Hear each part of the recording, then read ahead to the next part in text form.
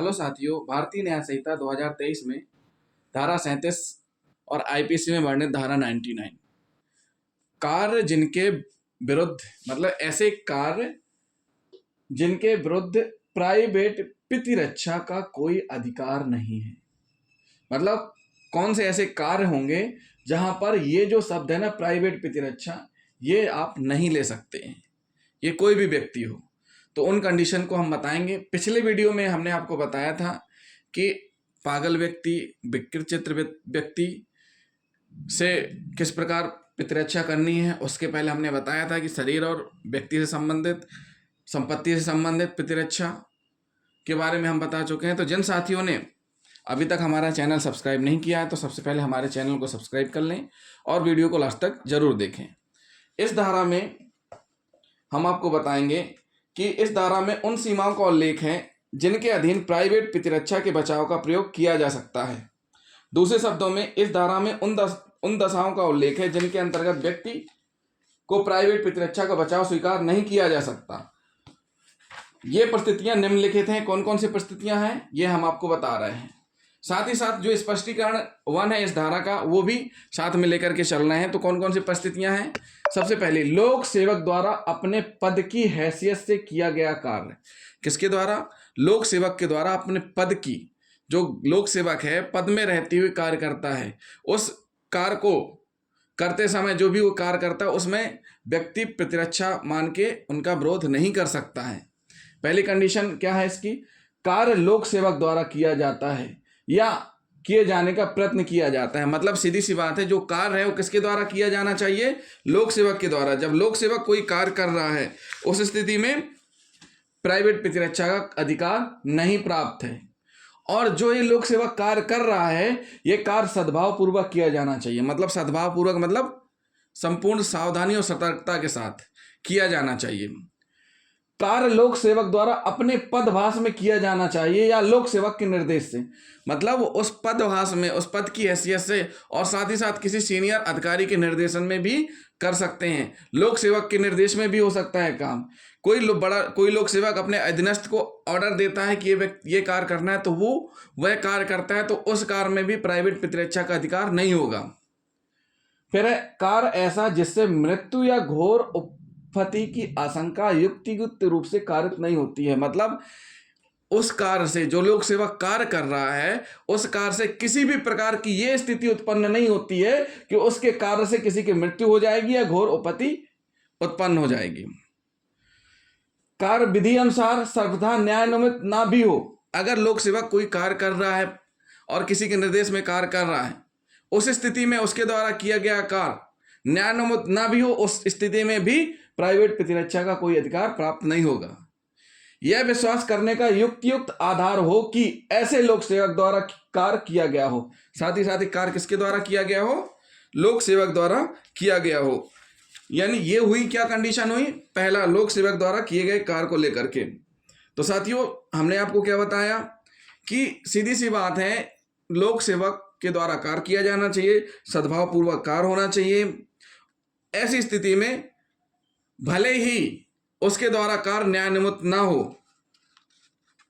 और लोक सेवक के निर्देशानुसार कार्य करने वाले व्यक्ति ने वह कार्य सद्भावपूर्वक किया हो, तो उसके ऐसे कार्य के विरुद्ध भी प्राइवेट प्रतिरक्षा का अधिकार नहीं होगा। परंतु इस धारा के अनुसार एक अपवाद भी है। यदि प्रतिरक्षा के अधिकार का प्रयोग करने वाला व्यक्ति यह नहीं जानता, इसका अपवाद क्या है वो भी हम आपको बताएंगे। अपवाद क्या है ये भी हम आपको बताते हैं कि यदि प्रतिरक्षा के अधिकार का प्रयोग करने वाला व्यक्ति यह नहीं जानता कि जिस व्यक्ति का वह विरोध कर रहा है वह लोक सेवक के निर्देश के अंतर्गत कार्य कर रहा है, अथवा ऐसा विश्वास करने का उसके पास कोई उचित कारण न हो, वह अपने ऐसे निर्देशों के बारे में पूछे जाने पर बता ना दे या निर्देश लिखित होने पर उसे दिखा ना दे, तो ऐसे व्यक्ति के विरुद्ध प्राइवेट प्रतिरक्षा का अधिकार का प्रयोग किया जा सकता है। सीधी सी बात है, सामने वाला जब भी कोई पुलिस सिविल में जाती है किसी को पकड़ने के लिए और सामने वाला पूछता है कि भाई आप कौन, तो उसको बताना पड़ेगा कि हम पुलिस हैं, अपनी आईडी दिखा दें, या जिस केस को लेकर के वारंट लेकर के हैं तो वारंट भी दिखा सकते हैं कि आपका ये वारंट है, तो उसको पता चलेगा नहीं ये तो लोक सेवक हैं, पब्लिक सर्वेंट हैं। उस स्थिति में अगर वो नहीं बताते हैं, असमर्थ होते हैं, तो फिर वह प्राइवेट प्रतिरक्षा का उपयोग कर सकते हैं। फिर है लोक सेवक के निर्देशानुसार किया गया कार्य, ये द्वितीय खंड है, प्रथम खंड हो गया स्पष्टीकरण 1 और ये द्वितीय खंड है। लोक सेवक के निर्देशानुसार किया गया कार्य, यानी जब लोक सेवक के निर्देशानुसार कार्य किया जा रहा है उस स्थिति में भी प्राइवेट प्रतिरक्षा का अधिकार नहीं होगा। कब? मृत्यु या गंभीर चोट की अत्यधिक आशंका ना हो, साथ ही साथ लोक सेवक के निर्देशानुसार कार्य किया गया हो, यदि कार्य पूर्णतः वैध नहीं है किंतु सद्भावपूर्वक किया गया है। लोक सेवक से जब अपना आईडी या प्राधिकार मांगे जाने पर वह व्यक्ति दिखाने में असमर्थ हो तो ऐसी स्थिति में प्रतिरक्षा के अधिकार का प्रयोग किया जा सकता है। ये एक अपवाद है। तो इसलिए भाई जब भी लोक सेवक कोई भी कार्य कर रहे हैं निर्देशन में तो अपनी डायरी और अपनी चीजें लेकर के चलें साथ में, ताकि ऐसी स्थिति निर्मित ना हो पाए। फिर है तीसरा पॉइंट, यदि लोक प्राधिकारियों की सहायता लेने के लिए समय हो तो प्राइवेट प्रतिरक्षा का अधिकार उपलब्ध नहीं। ये उन व्यक्तियों के लिए है जिनके पास लोक प्राधिकारियों की सहायता लेने का समय हो, उस स्थिति में प्राइवेट प्रतिरक्षा का अधिकार उपलब्ध नहीं होगा। इसमें उल्लेखित है कि प्राइवेट प्रतिरक्षा का अधिकार एक बचाव है। जो प्राइवेट प्रतिरक्षा है वह एक प्रकार से बचाव है जिसका प्रयोग केवल प्रतिरक्षा के लिए किया जाना चाहिए। अतः यदि व्यक्ति को अपनी सुरक्षा हेतु लोक प्राधिकारियों की सहायता लेने का पर्याप्त समय हो तो उसे हमले का स्वयं विरोध करने के बजाय लोक प्राधिकारियों की सहायता लेनी चाहिए। या हम कह सकते हैं यदि व्यक्ति को स्वयं प्रतिरक्षा का स्वावलंबन करने के बजाय विधि की शरण लेकर अनुतोष प्राप्त करने का समय हो तो स्वयं प्रतिरक्षा करने का अधिकार नहीं होगा। जहां अभियुक्त विधिक स्वामी और मृतक अत्याचारी के बीच भूमि का विवाद था, अत्याचारी के पास उस भूमि का कब्जा था, उस पर जुताई करवा रहा था, तो अभियुक्त के पास मृतक पर जो पास ही बगैर शस्त्र लिए बैठा था, आक्रमण करने का कोई अधिकार नहीं था। उसके लिए सही मार्ग था कि वह विधि को अपने हाथ में लेने की बजाय लोक प्राधिकारियों की सहायता प्राप्त करे। मतलब उसके पास पर्याप्त समय था कि वो लोक प्राधिकारियों की सहायता प्राप्त कर सकता था। पुलिस की, तहसील की, एसडीएम की या जो भी प्राधिकारी उनकी सहायता प्राप्त कर सकता था। तो सीधी सी बात है, जिस खतरे की आशंका हो उसकी प्रकृति व गंभीरता क्या है।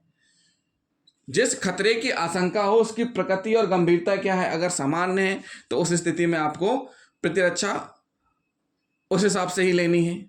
जहां जरूरत नहीं है वहां आपको उपयोग नहीं करना है। कोई निशस्त्र है उससे आप लड़ाई झगड़ा करके उसका मर्डर कर रहे हैं, फिर कह रहे हैं कि हमने प्राइवेट प्रतिरक्षा में ऐसा किया।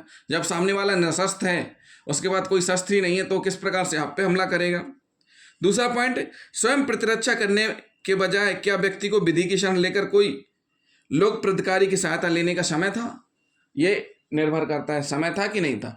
हमने जो उदाहरण बताया उसमें पर्याप्त समय था। एक बार फिर से उदाहरण सुन लीजिए।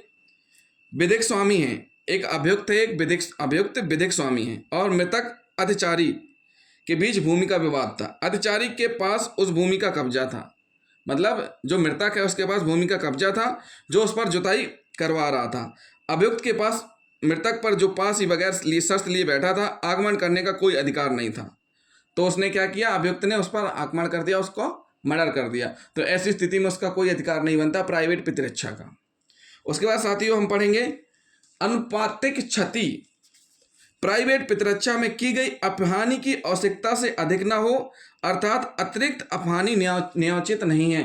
अनुपातिक क्षति प्राइवेट प्रतिरक्षा में की गई अपहानि आवश्यकता से अधिक ना हो, मतलब सीधी सी बात है जितनी जरूरत हो उतनी ही की जाए। लेकिन इस संबंध में सीधी सी बात है, इस संबंध में कोई निश्चित सीमा रेखा निर्धारित नहीं की जा सकती, क्योंकि यह सदैव तथ्यों एवं परिस्थितियों पर निर्भर करेगा कि प्रतिरक्षा में कितनी अपहानि पहुंचाई जा सकती है। इसका निर्धारण करने की कसौटी केवल मात्र एक न होकर अनेक है, जैसे अभियुक्त और मृतक व्यक्ति की तुलनात्मक शक्ति, मृतक की स्थिति, अभियुक्त का घटना के समय का आचरण आदि बातों को ध्यान में रखकर इसको निश्चित किया जाना चाहिए। उसके बाद है निहत्थे व्यक्ति पर हमला। अगर निहत्थे व्यक्ति पर आप हमला कर रहे हैं तो भी प्राइवेट प्रतिरक्षा का अधिकार आपको प्राप्त नहीं होगा। प्राइवेट प्रतिरक्षा का अभिभाग या प्ली, कोई भी चीज प्ली ली जाती है तो उसका सिद्ध आपको ही करना पड़ेगा।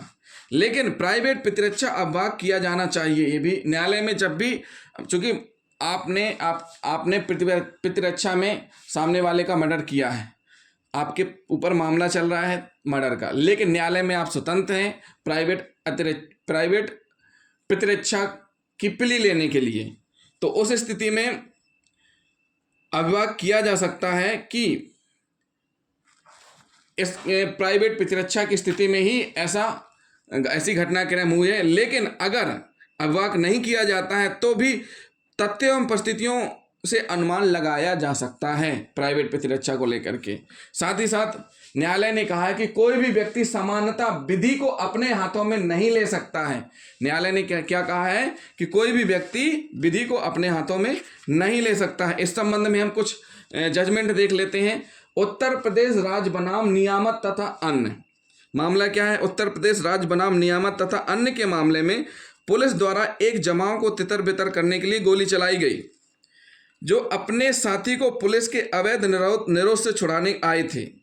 न्यायालय ने अभिनिर्धारित किया कि गोली चलाते समय पुलिस को यह युक्त आशंका होनी चाहिए थी कि गोली चलाने के परिणाम स्वरूप किसी व्यक्ति की मृत्यु हो सकती है या गंभीर चोट आ सकती है।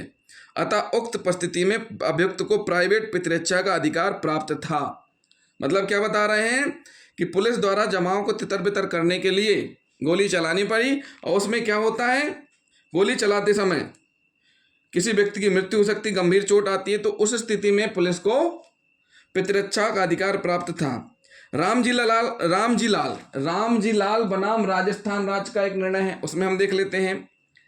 रामजी लाल बनाम राजस्थान राज्य में एक महिला को छुड़ाकर उसके पिता को सौंपने की नीयत से पुलिस दल रात के समय में गांव पहुंचा और बरामदगी की कार्रवाई प्रारंभ की। इस पर ग्रामवासियों ने पुलिस दल का विरोध किया।